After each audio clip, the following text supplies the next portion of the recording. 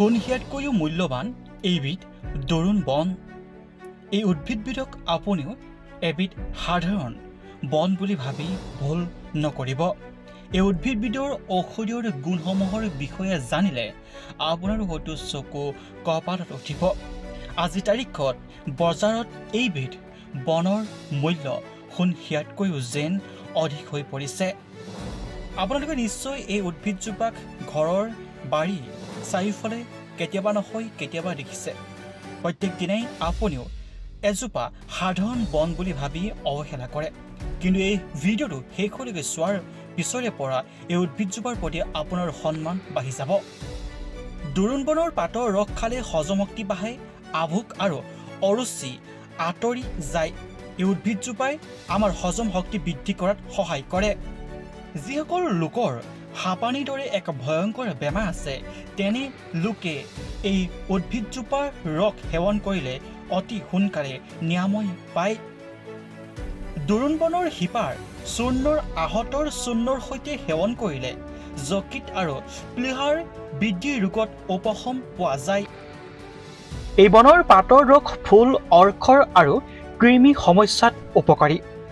গতিকে যিসকল লোক কৃমি সমস্যাত ভুগি আছে তেওঁলোকে এই পাতৰ ৰস সেৱন কৰক।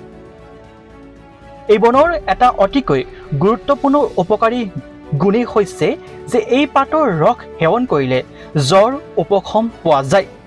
গতিকে যিসকল লোক জ্বৰত ভুগি থাকে তেওঁলোকে এই পাতৰ ৰস সেৱন কৰি চাব পাৰে। উল্লেখযোগ্য যে এই পাতৰ ৰসে বসন্তৰ ৰোগ নিৰাময় কৰাত যথেষ্ট গুৰুত্বপূৰ্ণ ভূমিকা পালন কৰে। বসন্ত ৰোগ প্ৰায় লোকৰে হয় আৰু এই ৰোগত ভুগিলে কিমান কষ্ট হয় সেই বিতংকৈ কোৱাৰ কোনো প্ৰয়োজন নাই। সেয়েহে যিসকল লোক বসন্ত ৰোগত আক্ৰান্ত হয় তেনেলোকে এই ৰস সেৱন কৰিলে যথেষ্ট উপশম পাব।